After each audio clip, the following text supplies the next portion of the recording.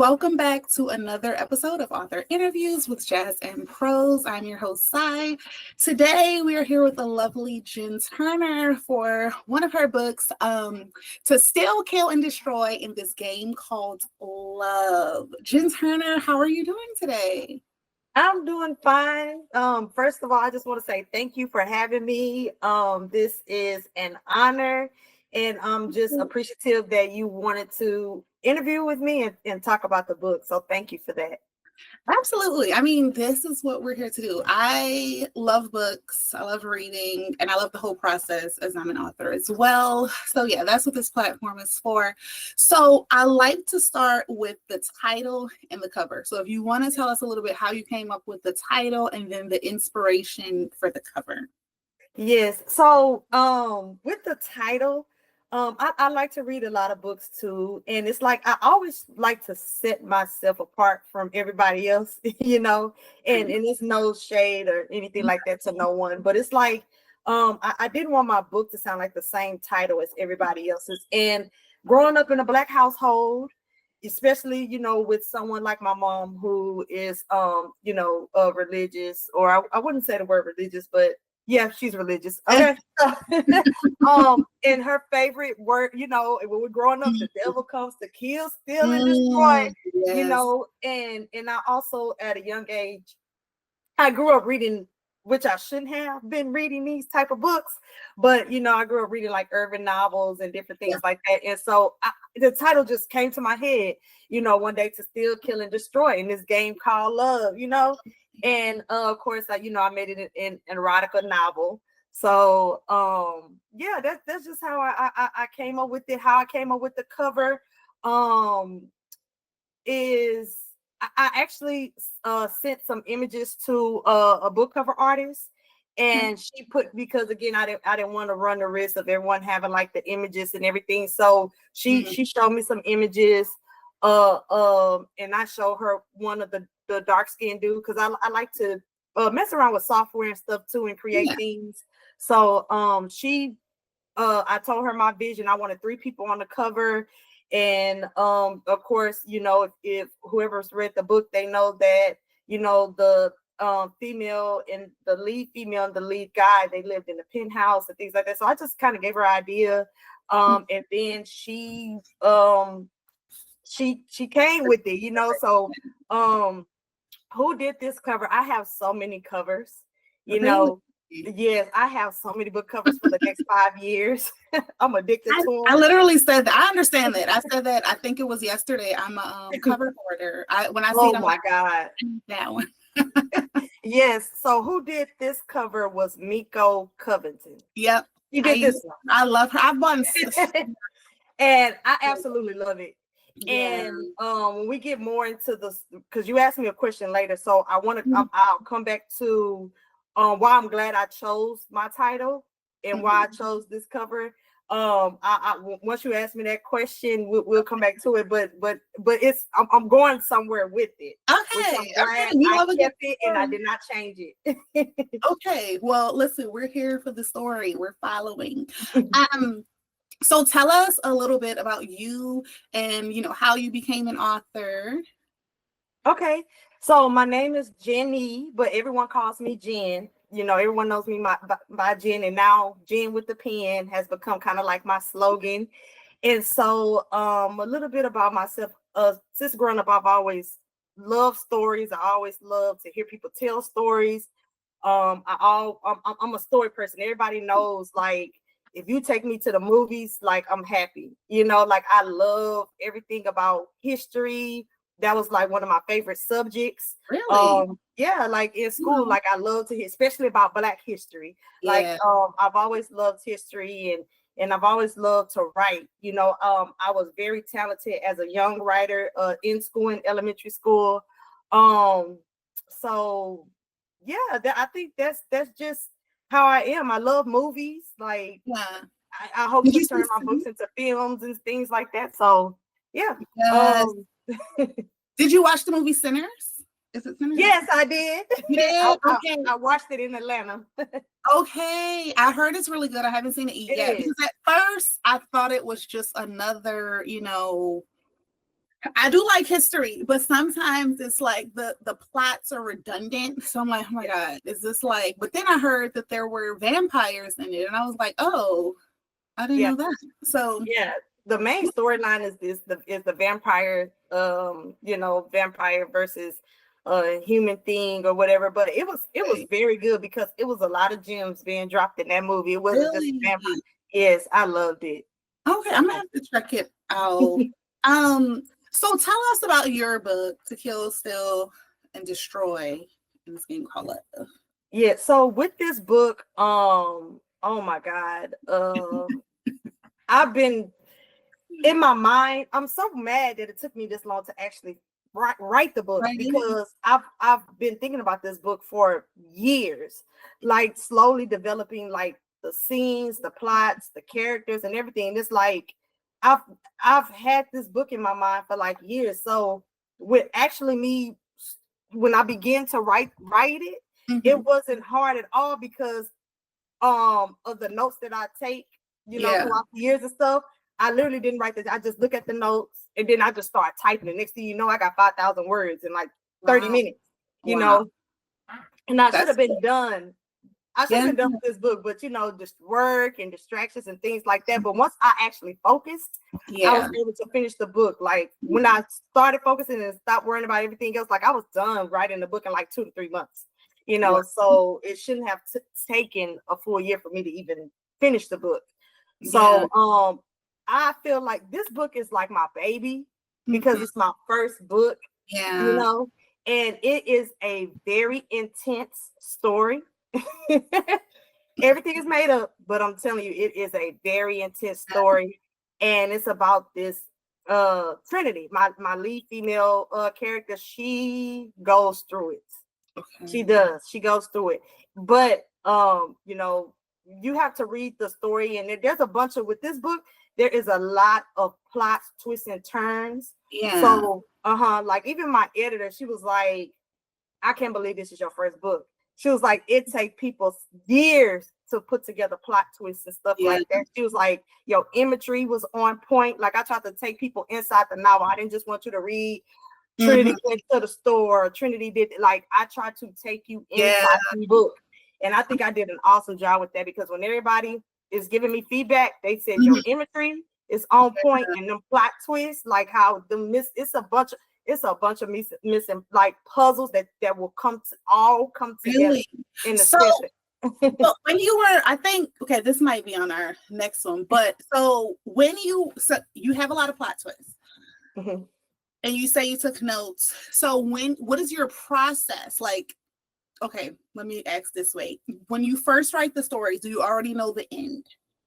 Yes, like so with this book, I'm telling you, I feel like I don't have a certain writing like process or type, because I'm all over the place, Okay. like, and that's honestly, like, that's how I'm in real life. That's why my bosses, no, seriously, my director, they don't micromanage me, because when they let me roam free and do crazy stuff, like what I want to do, I create the most craziest results. There's a method to the madness, but it's not. I know what you're saying. Yeah. I pretty much wrote To Steal, Kill, and Destroy in this game called Love backwards. Okay, and that's what some people do. But when you say that, though, because it's almost like, so let's talk about character development. When if you already know the end in mind, do you feel as though your characters are driving the plot? Like they tell you how to write the story, or do you tell your characters what to do? I think it's both. Okay. Like I one thing about where I want people to say about my books, like I want them to say her endings are never predictable. You know what I mean? Yeah. Because I think if people just like, if someone says, it's about a book about a lady who went through domestic violence or whatever, they're thinking it's the same old plot twist. Yeah. Either this happens or this happens in the end. Like, and that's what I wanted people to think. But the ending, like, literally, people's like, they speeches. They're like, I did not expect that. You know. And so I wanted to come up with an ending that people never ever expected, or who, cool or whatever. But it was like one of them things where I just want to create books where it's like, dang, they're like, I want a shock factor, a wow factor, and that's kind of hard to do. And coming into this industry, I realized, you're not really going to please everyone. Oh no. No matter what you do, what you write, you're not gonna please everyone. Thankfully, with my book, the reviews, the feedback has been overwhelming, heartwarming. It's just one person, that told me, the female went through too much domestic violence. We all go through too much now, man. This is realistic. And I told her, hey, I'm like, although you don't like what she went through, this is some real stuff. Like, this is what certain women really go through. Like, it's everybody love story ain't no fairy tale, ain't no, so it's like, I know women, like, especially working in the criminal justice industry, like, they go through it. And I thought about it. I said, should I hold back? And I said, you know what? Nope, I'm going all in.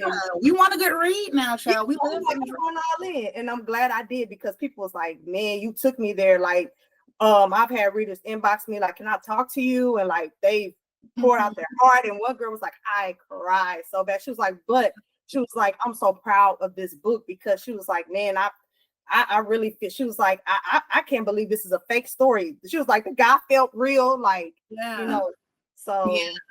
Well, do you pull from things you've watched or like stories? You say you're in the criminal justice field, because they say art is an imitation of life. So maybe like if you specifically didn't go through it, you may have like, heard somebody else's or just a little pinpoint. Because I think I people watch a lot. I'm just a nosy person by nature. So I mean, and there's so many things I'm like, that could be a good story. This could be, I get inspired by like literally anything, like a picture. Yeah, I'm like, yeah. So so you don't have a specific process. Now, what about, well, you say you when you were writing it, you said it took about 2 to 3 months. How much time a day on average would you say you spent? Very, and that's why I see so many authors, and I'm like, man, I admire you, because they have this set time a day where they just go and they write. And I feel like I would be so good if I just get disciplined enough to do that. So that's why I say I'm not a perfect person. I'll be all over the place. I work 2 full-time jobs. I got my daughter, she in 11 million sports. Like, sometimes like I could spend an hour just writing. Sometimes I can spend 2, 4. It just depends on the weekend. If I don't got nothing, I literally, in order for me to finish this book, because I have best friends. Like, me and my best friends, we've been close since grade school. Like, literally, we've been together since like 6th grade. It's weird. And so I literally had to send them out messages. Even and all my close friends and best friends, like, I had to send them out messages like, I'm not going to no brunch. I'm not doing it, because I was so distracted. Like, I was like, I'm not doing nothing. Like, I'm not going out to brunch. I'm not going out to no parties. No, look. Like, I need to. I went on a hiatus where I disappeared for like almost 3 months, and I got my book done. I had to be that disciplined, because everybody always got something to do and things like that. So it's like, I had to take time for myself. And once I got focused and I started writing, like I was writing more a day. I don't really know like if it was like a set time or anything, but I would spend, a couple hours or so like writing. And I was just, like I said, it was easy for me to fly through those chapters, because this story had been in my head for so long that, you already knew. I was scared that my book was too long. Like, when I look at other people's books, I'm like, damn, like maybe my book was too long, but actually it was just right. It was just right. Yeah, I think what I've learned as a writer is just that, there's no model or template. Like, it's varied. And I think whatever book you write, there's going to be a reader for that. Okay. So I don't think there's just like one set in stone, like comparing, yourself to another author is a waste of time. But I do think it's good, like, as a reader, they say if you want to write well, read a lot, because you can pick up stuff. So, couple of things. Number one, do you ever use the voice to typing feature, or do you only just type? Let me tell you, I told you I'm weird. Okay. I wrote my entire book on my phone. Really? And then I transferred so I won't lose it. When I was Yeah. done with the date for the day, I would email it to myself. And then when I have time, transfer it over to work. I type so fast on my phone. I'm a fast person. When wow. Listen, when I try to sit at a computer Yeah. and be like, and with chapter 14, let me type this. I would literally be sitting there with writer's block. But when I have that phone in my hand, yeah, and I'm on my notepad, it's like I'm talking about literally. And by the time I transfer that over to Word, I have a full chapter. I kid you not. I don't know what it is. If I try to sit at my computer and just type, I'm like, I'm typing so slow. I'm like, like it's like I'm trying to think. Yeah. No, the phone feels so natural. Yeah, I could see that. I'm not. Hey, if it's not broke, hey, Yeah, I'm the opposite. I don't like typing on my phone, but I could type really fast on my computer. But one thing that I really like, I do love the voice typing because I could talk. I can talk sometimes. I'm very quiet, but if it's something I like, I can talk a lot. So yeah, I do like the voice typing feature. What was the biggest lesson? Do you feel like you learned any lesson within the publishing, like putting the book together and then putting a bow, putting it out there for people to buy? Do you feel like you learned any type of lesson? Child. The biggest, and see, ooh, child. So the biggest lesson I learned, because not only, so my book was supposed to be done last year. Okay. And again, like, I'm a very girl's girl. Yeah. Especially when it comes to Black women. I don't try to embarrass nobody. Yeah. Or nothing. That's not me. I don't do stuff for like clickbait or clout or nothing. But all I will say is, my biggest lesson is, make sure you have your team, a team that is professional and ready to work for you, and that's going to that has your best interest at heart. Okay. And that's the biggest lesson. Like, now I felt like once I got the right people on my team, the right editor, the right book formatter, the right your better readers and things like that. Like, once you put all your team together, it's smooth sailing. So if you are a new author, get your team together and it's gonna be smooth sailing. But I will say, don't go off when you ask for recommendations on, hey, who I should get to do this and who I should get to do that. Don't go simply off of referrals, because a lot of people are just popular. You know what I'm saying? Yeah. Make sure you go with someone that literally is going to make sure that they care about your product and they care that you're paying them, and they take their work serious, and that they are going to put you first. Yeah. And stick by the contracts and things like that, because that will set you, that process, you waiting and then not, that's gonna set you back. Again, like I'm a girl's girl. I don't name names. I don't throw people under the bus. I love people, and I actually think one of the people that was originally supposed to work with me, I just think that they wasn't a bad person. I just think that maybe they are referred so much, maybe they are just really excellent at what they do, that that they just didn't have time to me. Yeah. Well, when you pay for something in full, your project is just as important as anybody else's, and it's like months kept going by, and it's like I had to make a decision to move forward with. It's a business. Yeah. And so I will say that once I got the right people that had my best interests at heart, then it moved pretty quickly too. Yeah. Yeah, and that's the thing, like, because I've thought about, starting up. I have a publishing company, but I've thought about starting where I help other authors with publishing their stuff.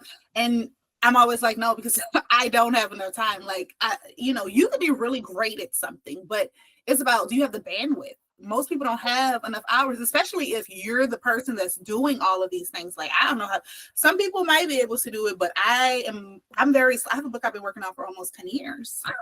Like, I procrastinate a lot. So I think, yes, definitely seeing, reviews, they could, like you said, they could be good, but Mm-hmm.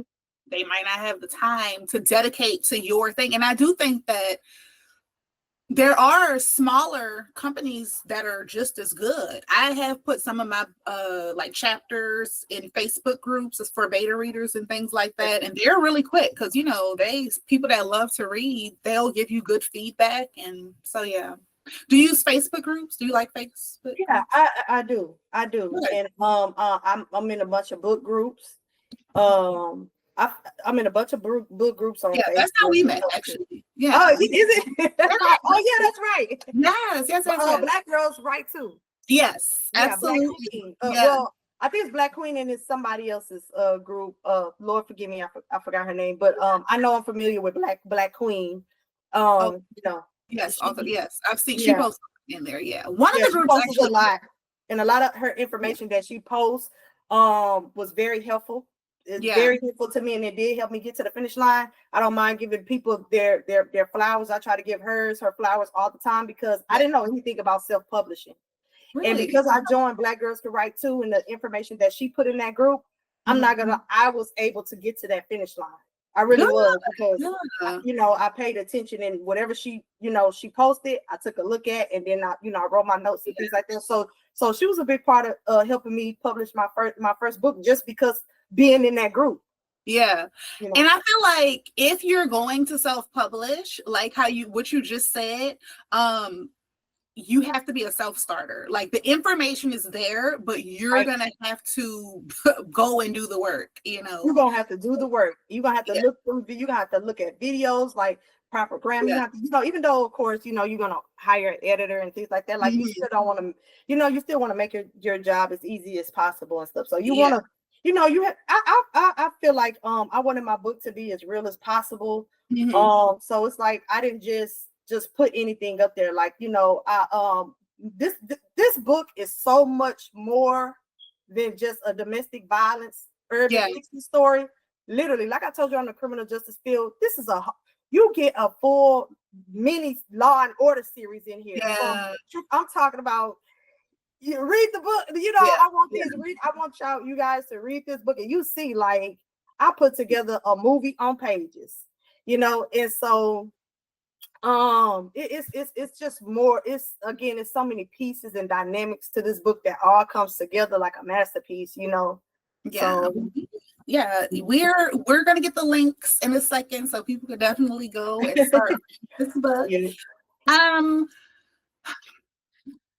So we're on the advice for aspiring authors slide. Okay. You've already given a lot of advice. Do you have anything else that you would tell an aspiring author who maybe has a book? Like you say, you had a book that you had been waiting to write for so long. So if they have a book in their head and they just haven't sat down and put the pen to the paper or the phone, typing the phone, what advice would you give them? What I would tell them to do is just, you've already kind of got over the biggest hump, and that's just to start, because again, I wrote my book and I didn't know anything about self-publishing, nothing about self-publishing at all, but I just kept writing. And then as I, paid attention in those book groups and watch, different videos on YouTube and things like that, stuff started coming together for me, So my biggest advice to these authors is just to start. Don't give up, don't change. Also, my biggest advice to them: don't change who you are. Write what you want to write. Not everyone may understand your writing style, or the story you want to write. I took a big risk writing about domestic violence, because it's a sensitive topic to a lot of people. And like I said, the feedback that I got about my book, for the most part, I thank God, majority everyone loved it. You know, again, it was that one person who was like, I didn't like it because I felt like the female, the lead female character went to just too much, and I think you didn't show enough of her being happy. And I'm like, you know, I mean, that's her opinion.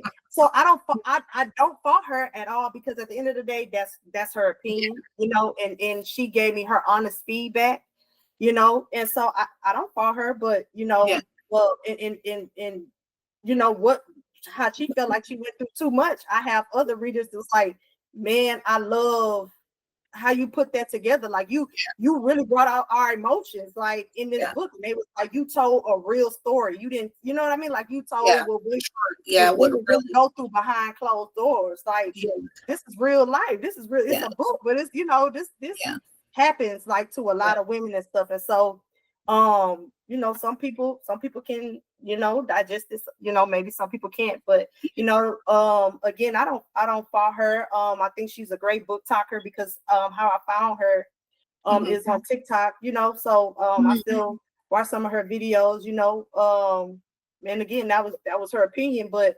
what I will say though, for new authors, you have to have thick skin though, because that was one of my first reviews when my book came out. That was one of my first reviews. So if I didn't have thick skin, I could have let that kill me or determine like, damn, people not gonna like my book. It's just by the grace of God. After her review came out, I mean, other book talkers about my book came out, and they was like, "Man, I love that book." And the stuff that she didn't like about the book, they loved it. So it's like, you know, I was like, oh, okay, that was like, whew, okay, you know, because I was like, dang, that was like my first. So you have to have thick skin, you know, and just understand. There's some people you can feel like you wrote a masterpiece. There's some people that feel like you know, I don't like it, you know, but so for whatever reason. True. Yeah, that one person, you got to have thick skin, like you say. You're always gonna have haters. If you don't have haters, you must not be doing something right. So I think there's no such thing as a bad review. I think that, you know, the people talking, you talking about it, so that's you know what I'm saying. Thank you for reading. But you know, you win some, you lose some. But I think writers, if you're writing because you love to write, of course we all want people to love our stuff. But for me, I almost feel like when I have a story that is in me to write, it's almost like once I write it, it's like, phew, check that off the list. That's out of my system now. So it's really not so much for me when I write, like, people either gonna like it or they're not gonna like it, but it's out there.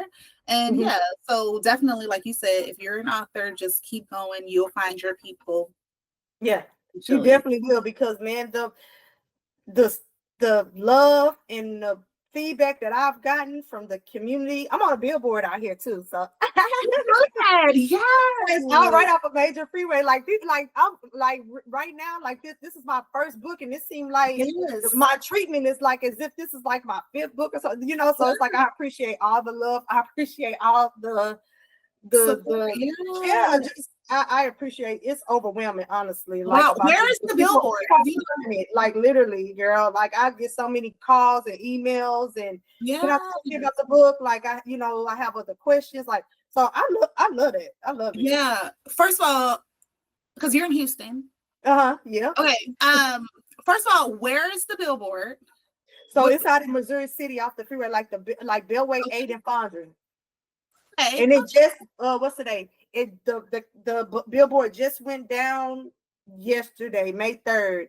Okay. It was up for the whole month of April. Okay, I did see that. I saw that you had posted. I was like, oh my God, that is amazing. I love that.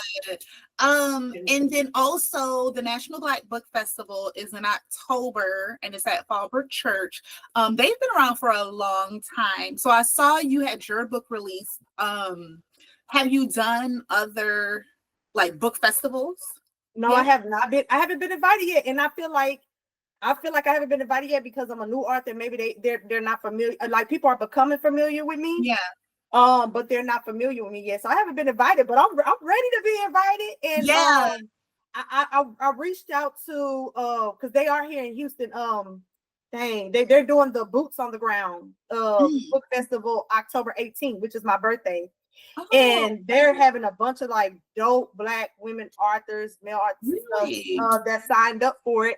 And I was like, man, that would have been so great Yeah, if like me being a Houston native was part of that. But I'm like, I understand, like my book just got published a couple months ago in February, and it's like, they more people are knowing who I am now, so it's like yeah, they probably didn't know and think about me. But I emailed the CEO, and show her okay, show her everything that I do and stuff. And she was like, yeah, wow, she was like, I'm gonna forward this to, the rest of the ladies. And they're right here in Houston. They're called Sisters of the Land, or I want to get this right because I really want to highlight these ladies yeah, because what they're doing is amazing. yeah, um I somebody showed me their page, and I hmm, fell in love with their page. yeah. They're called Sisters in Storyland, Sisters and and some right now. Sisters in Storyland. They're right here in Houston, Texas. Okay. And they're doing Boots on the Ground Black Author Festival the weekend of my birthday, October 18th. So I emailed them and was like, hey, Houston, Texas author here, you Yeah. know. So Usually though, they like National Black Book Festival is not so much like that specific one, National Black Book Festival. You sign up. It's not like a thing where they invite you. okay. Yeah, you register you because I had to like you buy a table basically. And Okay. when I wrote my first book 2010-ish back in the day, I did it, and then I haven't been back since then. So my goal is to finish that book I've been working on for like 10 years in October, so that's my deadline. But yeah, for most of the time when it's like a festival or something like that, it's usually you just go and register. But I'm gonna look into the Sisters in Storyland because I'm really trying to be more involved in the Houston specifically literature community. So yeah, I'm gonna look into They that. have meetups. Like I'm looking at their group. They have like meetups. Like they sometimes do like brunch and different networking events and things like that. So I mean, I wouldn't mind going to meet them ladies. Like again, they look like a dope set of Yeah. group of Black women. So definitely look them up. I've reached out to them. I emailed them from the email that was on their Facebook page. But yeah, I mean, shoot, we right here in Houston. Yeah, So and we'll have to get together because this is great that yes, you're in girl. Houston because we can definitely put together like a workshop or something for aspiring authors. I see a lot of potential here. So yeah. Yes, because you're in Houston too, right? Yes, I'm in Girl, Houston. we need to do brunch. We need to do brunch or lunch. Something, yes. Yes. And there's a lot of people who want to write, Mhm. and so yeah. So it's time for trivia. We're gonna do a little trivia here. Okay. So this is would you rather author style. Okay. So we're gonna have you pick a number from 1 to 4. 4. That's my favorite number. Okay, good. Because usually everybody picks 3. So let's see. 1, 2, 3, 4. Oh, this is a good one. So it says, would you rather be stuck in your book setting for a year or hang out with your villain for a day? Ooh. Do I want to hang out with Vaughn for a day? Oh, my book setting. Like be in the world that you created. Would you rather be in the world that you See, created? I created a dope. Shoot, when they grew up, they was them people. They was popping. They was rich. Nah, I hang with my book setting for a day. I'll be right there at that He house must be. at Whew, downtown Houston. okay. He must be quite the Oh, character. girl, I done got You so don't. many. I'm putting on my tennis shoes. Where Vaughn at? Tell him to meet me outside. Like we finna fight. They do not like Vaughn, girl. They can't stand him. But it's crazy because they hate him so much that they love the book. Like Yeah. they hate this man. Yeah. Honestly, they told me, and this made me proud. I don't care. They told me that Vaughn tops all of the men like they told me Vaughn tops Charles from Tyler Perry's Why Did I Get Married? Oh Lord. They told me he topped everybody where I had to do a list of all the men that everyone hate and put Vaughn. They said Vaughn tops Ooh. All of them. They said Von Tops. Oh, what's the dude from what is the dude? Oh, shoot. Is it a newer or It's young, it's older movies and newer movies. They been said Von is at the top. They said he is the most unhinged. This girl told me in the book group the other day, she said, I've read a lot of books about unhinged men. She said, but Von takes the cake. Von takes the cake. I'm intrigued. I'm definitely she said Von takes the cake. She was like, she needed she needed to go I swear to God, I screenshot it and put it on my page. She said she needs to take us some Xanax. She said, woo, Von was the two that's in my head is the one from they're both Tyler Perry movies. So the one that was in a wheelchair and then the one that was with Sheila. That was Charles, right? Okay, Charles, yeah. And then the one on Why Did I Get Married? Him. The one with the bald head. I can't remember his name, but yeah. Yeah, he on this list that I got on that list, and they said Von tops that list because I always ask, like, I try to get discussions with people on my friends group, and I said, is this true? I was like, all my readers, I was like, is Von at the top of this list? And I got all of them listed there, you know, including the one from was it Medea's Medea's family reunion. Remember when the girl Blair Underwood was abusive too? Yes. He was on that, girl. It was a list of all of them. It was like, honest. Wow. When you read it, he didn't just ruin. He wasn't just trying to ruin her life. He ruined a lot of lives. He was horrible. Oh, well, Tyler Perry, I say in almost all my videos, I want Tyler to make mine into a movie or a series. But if yours tops that, I don't know, Tyler, you might got another one over here. Okay, so I've been waiting to get to this slide because I was like, okay, let me wait until I get to this slide though. So, but you wanted to say something about your title. Do you remember? Because you were like, you gonna ask me this question. Okay, so I struggled before I decided to self-publish. I was gonna go with 2 publishing companies. One I was so excited about because I grew up kind of reading her books, and I she's one of them. I love reading her book, and I was gonna sign. I want I'll put it in there because it's not bad. You know what I mean? It's bad, but I wanted to sign with Portia Sterling. So I had an interview. With Portia Sterling, and she was such a sweet person. Like, just on the phone talking to me and stuff. And so she told me to send her what I have. And so I sent her like my cover photo, my title, and this and that, and then. Being with her company, they have contracts with other people. So she wanted to like change the cover. She wanted to change the photo, and she wanted to change the title. And I was like, I wasn't okay with that, girl. I was like, I was like, yeah. And I thought about it, and so she was like, no. She told me she completely understand, and she was like, do what's in my heart and stuff like that, And I said, I kind of want, I feel like if I start changing this and that, I feel like it's not mine. Yeah. It's not my story. So I decided to, after she was the last publisher I spoke with, I just decided after speaking with her and the other publishing company, I was just like, I'm gonna just God is leading me, my heart to just be with me, like not to a publishing company. And I'm glad I did because everyone that was the thing she said, like with my cover photo, she said that I guess it just like it's just different from what other people are doing.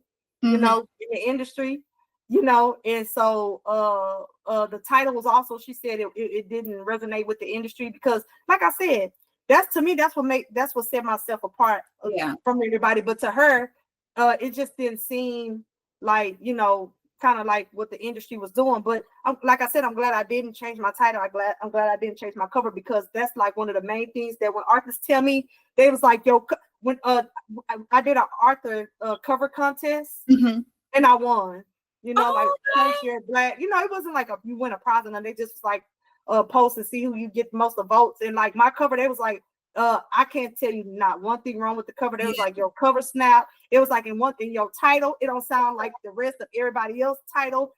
I'm in love with this. I'm in love with that. And there was like, your title is very different. It don't sound like everybody else. So I'm glad I stuck with my heart. I just, but yeah, I would have I really love to been put. She was one of the women. I used to read her books all the time. I love her. Bad Boys. I love her Bad Boys series, and it was like another series that I was reading too. But yeah, I love her. I just decided not to go with her. Listen, like you said, stick to your purpose. I don't think it's anything wrong with, like, for me, my book, I'm debating. The book that I've been working on for 10 years, I'm debating if I'm gonna go the traditional route, but I also feel, I think it's good to go traditional at least once, maybe, because you get a lot that comes with that. And then you can depending on the contract, because I did have a girl on the webinar and she was like, make sure you actually read the contracts, because just in the music industry, they'll, say you can't do this or whatever for a certain amount of years. So definitely read those contracts. But anyway, I digress about that. The question I want to know is there going to be a part 2, or are you working on another book? This book was supposed to, I swear, this book was supposed to be a standalone. But I've gotten so much love and so many, you gotta do a part 2. Oh, no. Like, I got so much love and so much feedback. Like, I need to see that. So, and because the book, I wrote the hell out of this book. I don't care what nobody say.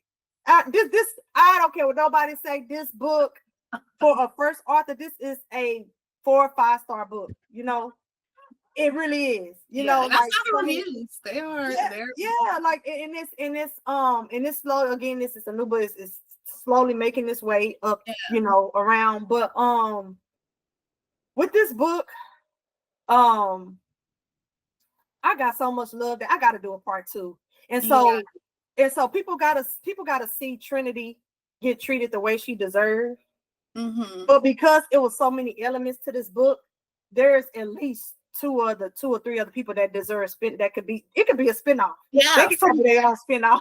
Yeah, from what I heard about Vine, I would love, and I haven't even read the book yet, but I love kind of like, how they have what is that called? Oh my God, The Wizard of Oz. But then they have what's the one that just came out? Wicked. Like when you tell the backstory of the villain. Oh my God, I think those are so good. And I kind of did. My book. Yeah, this book. Think about. Have you seen the movie The Wood? Yes. When they were kids. And they got older, but think about The Wood on steroids, because on The Wood you just see them as kids. You see them as kids, and then later on they ran into each other. The movie over. Think about The Wood of steroids. I take you into the neighborhood. I take you there, how they friendships form, how she met him. I went all the way from the beginning. Like they started off as this is like a enemies type, friends to enemies type thing. How they grew up. Like I take you through it all, like to show you what happened with Vaughn to make him switch. Okay, so you're okay. So that's very important. Like I'm telling you, like I wrote this story. Like this is literally a movie on pages, and people get to see, like, damn, like they knew there was gonna be a switch because something traumatic happens, and then he, so this book touches on mental illness too. Like it touches on mental illness. It touches on a lot of stuff. Like what was that trickle down effect to make Vaughn the person he was. I'm about to say the end. The person he was when he got older. So I take you in the beginning. There's several chapters, like into when she met him as a teenager, then like all the way up until adulthood. So you get to see that, and that's why people really want a part 2, and it was supposed to be a standalone. It was supposed to be, but I also feel like after reading the book, I'm like, man, I could really take this further if I really wanted to. Like, I could really, take it further. So I didn't already thought like the plots, the like half of the whole book are already in my head now. It sounds like you need to, because when you get fans like that are really intrigued, you got to give them what they want. You got to give them what they want. Yes. I do. Oh my God. Well, oh my God, guys, y'all have to check out Jen Turner's book, To Kill, Steal, and Destroy, in this game called Love. Tell us where we can find it. So this book is on Amazon. So it's on Kindle Unlimited. I just like removed the global marketing aspect on Amazon because I'm finna do the Ingram Sparks where it can go in, because it was in Barnes and Nobles as well. But because I took off the global marketing on Amazon, I now have to go through Ingram Sparks, then it'll be back on Barnes and Nobles. And I just wanted to be where, so I'll probably do that today to get it on Ingram Sparks, and then it'll be at libraries and Walmart, everywhere. Yeah. Okay. So right now, it is on Amazon, but I also have a local print shop here in Houston. They've printed me out like 100 books, and I sold those quickly. So altogether, since the book has been out, I think I've sold well over like 200 books so far. So I'm just encouraging everybody. Like when they tell me they read my book, I'm like, did you leave me a review? Go leave me a review. So but yeah, this book is my baby, and I'm like, it kind of challenged me for the next book, because it's like, this book, I feel like I put it all in on this book, and so it's like my next book is a challenge. But let me tell you something, I posted just the cover of my next book. My ex is now my stepson. I just posted the cover on TikTok. I'm sorry, what was the name of that book? My Ex Is Now My Stepson. I wonder if you could pull that up here, like, so you can see the cover. I posted the cover. Let me see. Like, if you have like my TikTok, or let me see. Okay, I just posted the cover. Girl, that thing went viral. I got people. I can't find the book. I can't find it. Where is it? Like, I'm like, I'm still writing. Like, no, this needs to come out tomorrow. Like, just by the cover. So I'm trying my best to for that to come out. I will make sure that I add it in. You know how they be like, oh, look here. I'm gonna put it up right next to here so they can see it. Oh my God. And because that sound alone, but is that part of this, or is it a completely no, it's a completely different book. My Ex Is My Stepson. It is the ultimate betrayal book. The ultimate betrayal books, but basically she marries his father. Okay. The ultimate betrayal book. And when you see the cover, you're going to be like, who did that cover? Was Tamara. See you. I just tagged you on the video. Oh, see, I went okay, following back. I just tagged you, girl. Okay, let me see. Oh, okay, I see it. Here we go. Okay, yes. I don't know if y'all ain't gonna be able to see it because it's weird. And then he's salt and pepper. Wow. I need to see how this happened. Oh my God. You come up with some good plots. Listen, I got a roster of books that I'm coming out with. After that one is Deadly Charm. So my mind is gone right now, man. We gonna link all your Southern Charm, Deadly Harm. Like, my mind is gone today. Okay. But that's a serial killer book. A female serial killer book. So I got some stuff coming. You got a lot. Well, keep it going. We are so proud of you, Jen Turner, to say this is your first book and you have a lot of momentum here. Thank you. Thank you. Thank you. I was waiting for this because we actually have an article for Jen Turner on our website as well for this same book. So we're so happy that she was able to stop by. I love that article. Yes. So we thank you once again for stopping by. We will catch you guys in the next episode of Author Interviews with Jazz Prose. And y'all have a good day. Welcome to